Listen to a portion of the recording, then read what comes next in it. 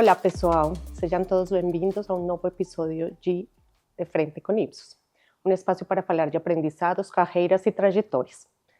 Hoje tenho uma invitada super especial, Patrícia Weber. Seja bem-vinda, obrigada por aceitar este convite. Muito obrigada por me convidar. Eu adoro esse quadro que vocês fazem. Eu acho bem bacana. Eu estava esperando a minha vez ansiosamente. Vai chegando a vez de todos. Muito obrigada. Paty, comecemos. Conta um pouco para a gente sobre a sua trajetória profissional. A minha trajetória profissional, como acontece com muitas mulheres, ela foi se adaptando à minha vida pessoal, né? Então, acho que desde o começo, quando eu fui fazer um estágio fora do país, que era um estágio de 6 meses, eu acabei conhecendo meu marido e esse estágio de 6 meses acabaram virando 18 anos. E ao longo da minha vida sempre foi se adaptando, a minha trajetória profissional se adaptou à minha vida pessoal. Então, é isso. Você ficou em Portugal? Eu fiquei em Portugal durante muito tempo, me casei, tive meu filho, né? E a partir daí a minha trajetória foi crescendo. Num dado momento, me ofereceram uma empresa diferente que eu estava, um cargo de diretoria, e nesse momento eu e meu marido decidimos que ele ia diminuir a carga de trabalho dele para que eu pudesse investir na minha carreira. E foi nesse momento que eu tomei a decisão de fazer um MBA, aprender um pouco mais de estatística. Acabei me dedicando mais a idiomas também, porque eu acabei saindo, indo para a Espanha e tive que aprender espanhol. E aí fiz um curso de espanhol e de catalão, porque eu fiquei em Barcelona. O espanhol não foi suficiente. Então, é muito interessante como eu fui adaptando a minha vida pessoal e a minha vida profissional, né? Até um dado momento. E num dado momento foi ao contrário, porque aí foi o meu marido que se adaptou à minha vida, porque a oportunidade naquele momento era mais bacana para mim. Não acontece normalmente isso, né? Não acontece? Não sei. Então nós negociamos bem em casa. Você negociou bem, você escolheu bem. Também escolhi bem, também escolhi bem. Paty, e nessa trajetória, você morando em diferentes países, assumindo diferentes desafios, tanto na sua vida profissional como pessoal, conta para a gente algum desafio, alguma experiência dessas que marcam na sua vida profissional, dessas que te ajudam a crescer, normalmente pela dificuldade desses desafios. Mudar de país, né? Começar a trabalhar num país onde a cultura é muito diferente. Então, meu primeiro impacto foi em Portugal. Ok, não tem a barreira da língua, mas é um jeito de trabalhar muito diferente. Existem códigos diferentes que você tem que ir aprendendo com o tempo. E quando eu me mudei para Barcelona, foram 2 idiomas novos, na mesma cidade, né? E se você não aprendesse rápido, você era excluído, porque automaticamente, por mais que você fale melhor o espanhol que o catalão, entre eles, quando o tema ficava interessante e aquecia, o catalão surgia, então você tem que entrar nesse aprendizado também. Então, quando você muda de país, é a cultura, são os códigos, é o idioma, é muita coisa que você tem que se adaptar ao mesmo tempo. E aí, bom, eu também eu acho que um desafio que não para quando você mora em um país que não é o seu. Qual seria uma dica, uma recomendação que você faria para as pessoas que vão encarar ou que querem encarar esse desafio, que, by the way, é super legal. É muito legal. Você cresce muito e abre um leque de oportunidades quando você tem esse tipo de experiência, né? Eu acho que aumenta muito as suas opções de carreira quando você tem esse tipo de experiência. Sem dúvida. O que funcionou para mim? Estudar a história do país. Tá? Para mim, fez muita diferença quando eu consegui entender como os portugueses estudavam história. Eles estudavam história de uma maneira completamente diferente da gente. E, obviamente, pela história entre Brasil e Portugal, eram 2 visões totalmente diferentes, imagino. São 2 versões da história completamente diferentes. Então, quando você estuda a história do país, você começa a entender alguns comportamentos. A mesma coisa em Barcelona. Barcelona é fundamental você entender o que aconteceu na Guerra Civil. Sim. Se você não entende o que aconteceu na Guerra Civil, você não entende o catalão. E a partir desse momento você entende o catalão. e você entende vários comportamentos e vários códigos. Os códigos né? que você fala. Então, estudar a história do país é fundamental quando você está indo para lá. Mas, além do idioma, obviamente, sem dúvida, mas sim. a história do país. Aconteceu isso com você? Aconteceu. Eu recebi uma dica super importante da minha professora de português, de um livro sobre a história do Brasil, e é fundamental. Realmente você começa a entender muitas coisas. Agora, tem coisas como as piadas Não, dos isso demora. programas de televisão, enfim, que você vai perdendo e você vai acompanhando, mas isso sempre vai ficar um pouco fora, você sempre vai ficar um pouco fora, mas é super importante você conhecer a história desse. Eu acho que até um ato de respeito também, Sim, né? é um Como de respeito por quem está pelo te país que está recebendo. te recebendo. Exatamente, É verdade, então, eu acho que sim. super Mas importante. essa coisa das piadas e às vezes os ditados, você faz cara de paisagem, É, finge que entende, um sorriso mas fica pendente. e continua. Fica pendente. Sim. É. Paty, você atualmente está assumindo um novo desafio na Ipsos. Não é o primeiro. Faz quanto tempo você está na Ipsos, no Brasil? Na Ipsos, vai fazer 7 anos agora em 7 junho. anos, e você já teve uma série de responsabilidades, todas bem desafiadoras, todas com resultados super importantes para você se sentir orgulhosa disso. E agora está começando um novo desafio. Conta um pouco para a gente sobre esse novo papel, seu papel novo aqui, né? Primeiro dizer que eu estou muito feliz, tá, com o meu novo desafio. Eu acho que é a primeira vez que eu estou na Ipsos que eu tenho tanta clareza daquilo que eu tenho que fazer nesse momento e tenho um foco, né? Porque o que eu sempre comentava antes é que eu gostava muito do que eu estava fazendo, mas eu era um pouco diretora de assuntos aleatórios, né? Então, assim, Eu não tinha esse job description.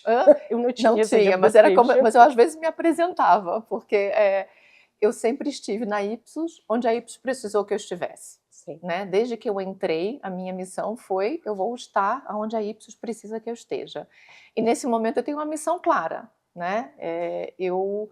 Óbvio que eu acho que eu estou onde a Ipsos precisa que eu esteja, mas além disso, eu tenho uma missão clara pelos próximos anos, né? Isso é muito interessante. Estou muito feliz com a equipe. É uma equipe muito sênior, é uma equipe que me desafia, é uma equipe que me desafia diariamente, eu gosto, eles me questionam, às vezes eu fico um pouco irritada, mas depois eu levo para casa, faço a digestão e vejo que fez sentido. Porque fez isso faz sentido. que você também consiga continuar crescendo. Claro, né? é super importante quando vez... você tem um time que está te desafiando a crescer. Sim, você está mais uma vez saindo da zona de conforto, Sim. Isso é que é legal. Sim, né? É certo. Qual é a posição? Chief Client Officer. E é um papel super importante Sim. para a Ipsos, então é um desafio bem legal. Conta um pouco sobre o que significa ou a importância que você encontra da liderança feminina.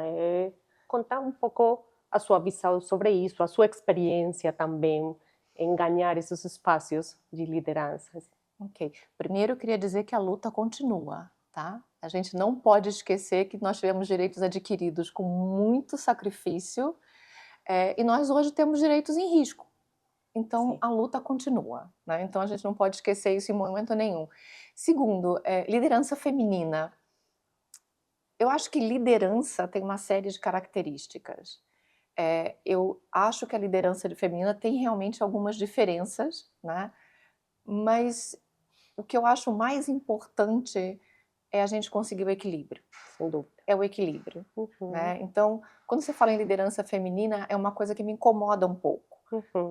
A gente tem que falar de liderança e das diferenças que existem em alguns momentos quando é uma liderança feminina ou uma liderança masculina. Existem algumas diferenças. Quais, mas é liderança. Por exemplo, é liderança. O que eu vejo, tá, ao longo desses anos todos, eu acho que a liderança feminina é um pouco mais empática.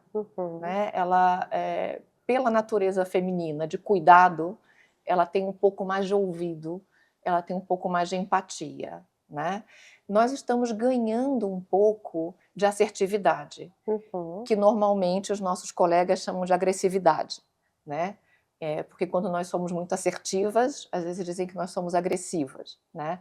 Nós estamos ganhando essa assertividade, eu estou gostando muito disso. Né? Mas são essas diferenças que eu acredito que existam. E eu acho que também estamos ganhando em encontrar líderes E concordo, deveríamos falar de liderança, líderes homens que também conseguem ser mais eh, acolhedores, que têm maior capacidade de escuta também. Eu acho que essa mudança também E vem acontecendo e é eu super gosto muito de importante. acreditar que isso é mérito nosso. Eu acredito mesmo que a liderança feminina, né, que mais mulheres na liderança, também impactam a liderança Sem masculina, dúvida, porque né? mostrar outras formas de Mostram outra. reagir, de fazer. Exatamente, Então, é um exatamente. aprendizado que pode ser De em duas duas vias, de vias, duas sem vias. É isso, dúvida. acho que nós estamos aprendendo a ser mais assertivas, né? A ir mais direto ao ponto, e também ensinamos muitas coisas com o nosso estilo. Paty, e nesta trajetória sua, você teve algum mentor, mentora que você lembre, que você reconheça como uma pessoa que marcou sua vida profissional? Sim, tive. Ela hoje está aposentada, vive no interior da França, às margens do Rio Douro, chama-se Cristiane Primat. Uhum. Foi a minha chefe quando eu cheguei em Portugal, Sim. que eu ia fazer o estágio, acabei trabalhando muitos anos com ela. Ela me fez trabalhar muito, ela me fez estudar muito, ela me fez correr atrás, né? Uhum. E às vezes eu falava com ela, nossa, Cristiane, demais. E ela me falava com o sotaque dela, Patrícia, eu estou forjando o seu caráter. E assim, de fato ela forjou o meu caráter. De fato ela forjou uma caráter. Ela deixou uma marca muito importante. Sim. Mesmo. Que bom. E que bom você ter a Sou possibilidade muito de grata. reconhecer Sim. ela também neste momento. E alguma dica, Paty? Porque na Ipsos, no mercado laboral, temos diferentes gerações. Então, alguma dica que você daria para as pessoas que estão começando ou no meio do processo profissional? Invistam. Eu acho que investir na carreira é muito importante, saber aonde investir, né? Eu acho que idioma, por exemplo, gente, não tem jeito, não tem jeito. Desde o começo você tem que investir no inglês, você tem que investir no espanhol, se você quer ampliar o teu horizonte, idioma é muito importante, mas também procurar temas que têm a ver com o dia a dia. Por exemplo, eu não tenho uma base estatística, mas em algum momento, para mim, foi importante estudar estatística, né? Em algum momento eu fiz uma pós-graduação em psicologia e mercado laboral, porque para mim fazia sentido isso. Né? Então, não parar de investir nunca em educação. Eu super concordo em investir e ir atrás da carreira, Não, porque eu acho que você sempre está indo atrás da sua carreira e uma pessoa que realmente é dona da carreira, que muitas vezes o que a gente fala para as pessoas, você tem que ser o dono da sua carreira e ir atrás, não só ficar aguardando o que vai chegar para mim, porque não funciona assim. Você não falou da sua formação de base, e eu acho super interessante, porque uma das coisas que eu gosto muito do mundo de pesquisa é a pluralidade, posso falar essa palavra? Como a diversidade de formações, de experiência, que basicamente quase que todas são bem-vindas. Então, eu gosto muito de estar neste mundo de pesquisa por isso. Então, fale um pouco sobre isso. Posso contar? Eu gosto muito de estudar também, vamos deixar isso bem claro, porque eu fui avançando, né? Eu fiz jornalismo na PUC, no Rio de Janeiro, e trabalhei 2 anos como jornalista, e eu trabalhei num jornal muito masculino, sofri um assédio complicado e desisti do jornalismo. E logo depois disso, eu comecei a trabalhar como estagiária no Ibope, e a partir daí a história. Exatamente. E eu adorei. Eu comecei a trabalhar no Ibope como estagiária de assessoria de comunicação. Mas eu comecei a achar muito incrível essa coisa de transformar número em informação. Transformar número, né, e em decisões, não? Em decisões. Número, informação, decisões. E aí, muito rapidamente, eu migrei para a área de opinião pública e política, e o resto é história, gente. O resto é história. Estamos aqui. Estamos aqui. É isso. Paty, muito obrigada por este espaço. Antes de terminar, eu gostaria de improvisar, gente, com algumas coisas. Então, adoraria ter dicas e sugestões sobre, por exemplo, um livro que você... Ai, posso dar mais de um? Pode. Posso. Eu acho que tem um que todo mundo deveria ler agora, eu estou relendo, eu li quando fiz a pós-graduação em psicologia, que é O Ócio Criativo, do Domenico De Masi. Por quê?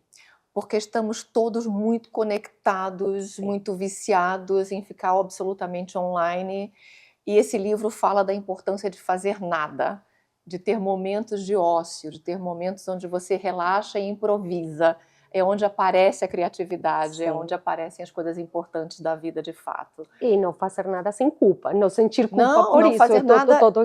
Ou seja, encontrar as coisas boas disso. Sim, também. não fazer nada, nada, não ficar programando o que você vai fazer depois de fazer nada. Sim. Não, fazer nada. É muito interessante esse livro e explica o quanto impacta na sua criatividade o ócio. Sim. Né? E depois tem os livros que você ama, né? Assim, para mim, todo mundo fala de 100 Anos de Solidão, do Gabriel Garcia Marques. Para mim não é o melhor livro dele, porque eu sou uma romântica. Concordo. Eu sou uma romântica. Para mim, O Amor nos Tempos do Cólera também é o melhor livro. Para mim é o melhor, eu chorei várias vezes de ter que fechar o livro, secar a lágrima e continuar. Amém. Sim. E agora, quando eu estive na Colômbia recentemente, eu comprei o original, porque eu queria ler o original e foi tudo outra vez. Foi toda essa... Eu sou muito romântica, então foi delicioso. Olha, arrepiei tudo. E adoro O Pêndulo de Foucault, do Umberto Eco. Eu acho que é um livro muito interessante para a gente entender como é que às vezes nós complicamos tanto a vida e no final ela não passa nada além de ser a simplicidade do dia a dia, né? Então eu acho que é um livro muito bacana também. Paty, obrigada. Obrigada eu. Muito obrigada, adorei este bate-papo. Eu acho que você, sem dúvida, tem muitas coisas para continuar contribuindo e todos continuar aprendendo ao lado da Paty, então vamos te aproveitar muito mais. Obrigada, adorei. Queria mais, adorei essa conversa. Vamos fazer mesmo. mais, né? Combinado, obrigada. Obrigada, Ana. Tchau.